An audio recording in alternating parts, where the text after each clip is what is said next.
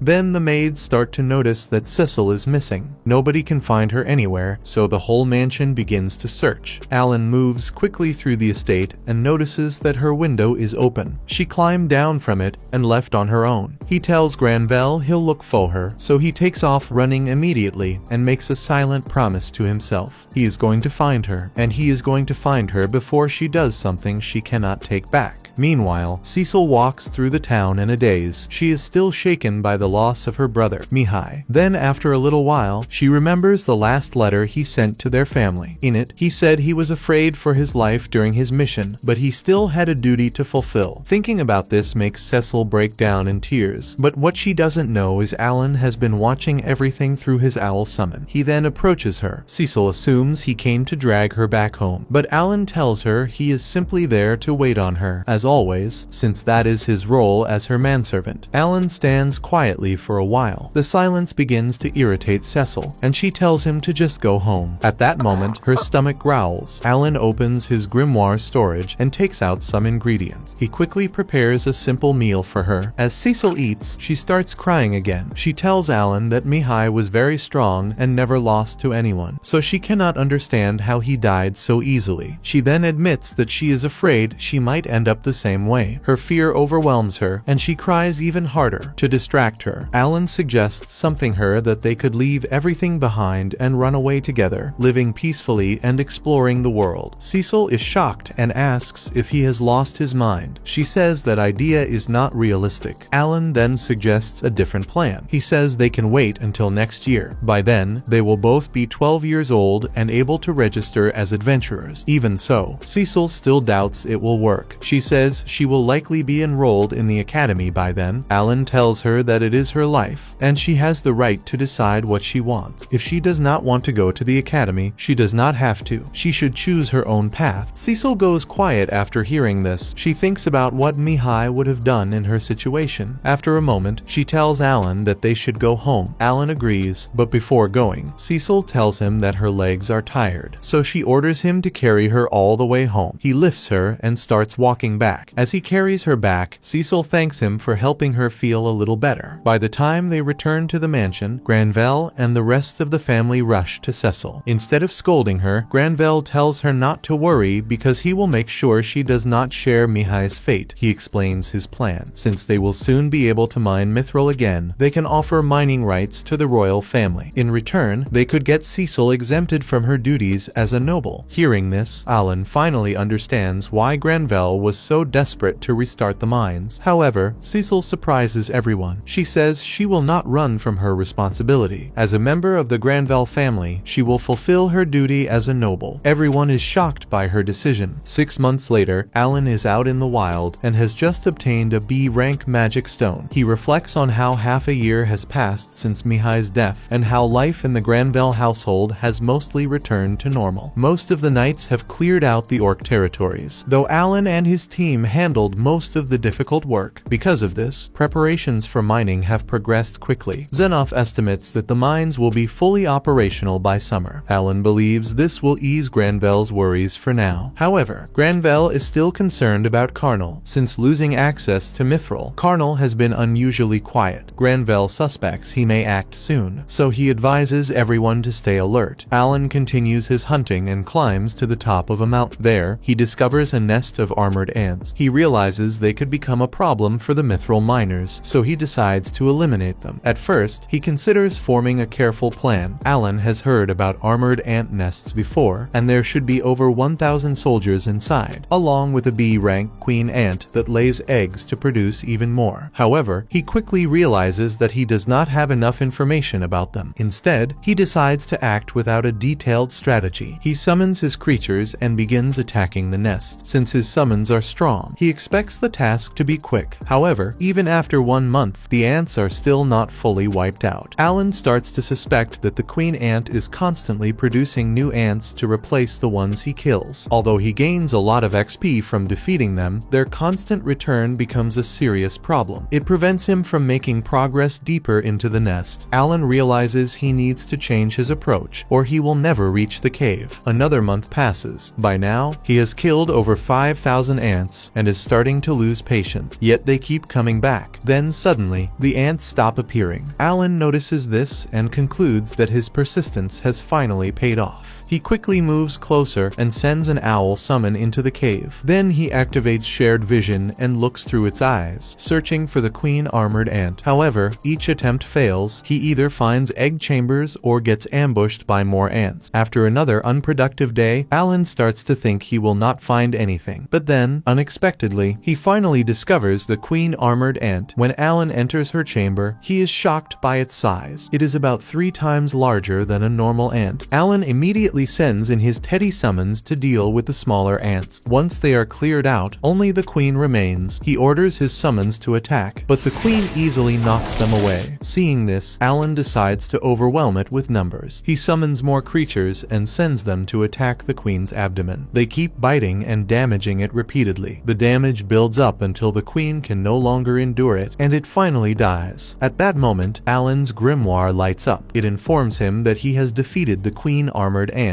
and gained over 45,000 XP. It is already too late to return to town, so he decides to stay there for the night. While looking around the area, he discovers something unexpected. He finds mithril ore inside the cave. The next day, Alan returns to the mansion with the queen ant's exoskeleton. He expects a strong reaction, but to his surprise, Granvelle and the others do not seem impressed. Granvelle says he finds it hard to believe that Alan could defeat an entire ant colony by himself, including the queen. Xenof agrees, pointing out that even trained knights would struggle to handle such a task. To prove it, Alan reaches into his bag and takes out the mithril ore he found. As soon as they see it, Granvelle and Xenof are shocked. This confirms that Alan really went into White Dragon Mountain and cleared the ant colony. Granvelle immediately demands a full explanation of what happened. Cecil watches this and realizes that Alan was telling the truth all along. After Alan explains in detail how and where he found the mithril, it becomes clear that he has discovered a new 5th vein for mining. As a reward, Granvelle forgives him for staying out overnight without permission. He also says that since Alan found the vein, he deserves a share in it. Granvelle offers him 30% of the mining rights. Alan is confused and does not fully understand what that means. Sebas speaks up and tells him he will understand the benefits in a few years. Later that year, in October, Alan turns 12. Work on the mithril mines resumes after being inactive for centuries. However, the new vein Alan discovered will not be mined until the following year. Alan reflects on his situation. He has already cleared the surrounding areas of dangerous monsters, so there is little threat nearby. He also no longer has to worry about money because of his share in the mines. Even so, this does not sit well with him. He prefers a more challenging life and does not enjoy staying comfortable for too long. At that moment, Rickle arrives and informs him that a royal messenger has come. Alan wonders what the matter could be. Everyone gathers in the dining room. Alan notices that the situation is serious, especially since Viscount Carnal is also present. Granvelle asks the messenger why they have come. The messenger explains that the Carnal territory has suffered heavy losses in mithril production since the White Dragon moved into their region. Because of this, they have brought a proposal. Granvelle reads the document and is shocked. The proposal is to jointly manage the White Dragon Mountains. The messenger confirms this and says the contract contract was personally prepared by the Vice Minister of Justice. He also says that Viscount Carnal has already signed it, so only Granvelle's approval is needed. Granvelle clearly thinks the idea is unreasonable, but he remains calm. He says he will first travel to the royal capital to review the situation. The messenger becomes aggressive when Granvelle does not agree immediately. He storms out and warns Granvelle that he will regret this decision. After they leave, Granvelle grips the contract in frustration. He says it is unfair that after losing access to the mines for a century, others now want to claim half of it. Granvelle asks whether Zenoff is still at the White Dragon Mountains, and Zebas confirms that he is, adding that he will return within 2 days. So Granvelle decides they will go to the royal capital once Zenoff returns to settle the matter. Later, while Alan and the other servants are discussing the situation, they suddenly hear loud screams from upstairs. Alan runs up immediately and finds bandits trying to abduct Cecil. Granvelle is informed and is shocked by the situation. Alan draws his mithril sword and starts fighting the bandits. However, they are stronger than he expected. He uses buffs to increase his strength and speed. The bandits notice this and throw a gas grenade. The gas knocks Alan unconscious. A few hours later, Alan wakes up beside Cecil. She is tied up, and he soon realizes that he is also tied up. However, as a summoner, he can still fight even while tied. He summons Chappie and uses shared vision to scout the area. He discovers they are inside a large space that looks like a warehouse with the kidnappers nearby. A man named Dagra enters the room and asks why Alan was taken as well. One of the bandits tries to explain, but Dagra punches him in the gut and reminds him that he is in charge. Before leaving, he orders them to kill Alan if he causes trouble. After Dagra leaves, Alan overhears the bandits talking. They talk about how there's some sort of war going on, and that Zenoff is their biggest concern because of his strength. Alan realizes waiting for rescue is not a good option. He decides to act. He tries to reach for his weapon, but realizes he dropped his mithril sword earlier. He also understands that fighting while protecting Cecil will be difficult without it, so he decides to gather more information first. Using Chappie, he scouts further and discovers they are not in a warehouse, but on a large magical airship. The ship is big enough to even have a restaurant. He also confirms that Viscount Carnal and the royal messenger are involved. He overhears Carnal talking about using Cecil as a hostage to gain control over the mining rights. At that moment, Cecil wakes up and begins to struggle. The kidnappers consider hitting her to keep her quiet. Alan realizes he cannot wait any longer. He summons Papillion and uses it to put one of the kidnappers to sleep. Then he breaks free from his restraints, stands up, and prepares to deliver some payback. That was episode 11. Subscribe to not miss the next part and watch the next video on screen.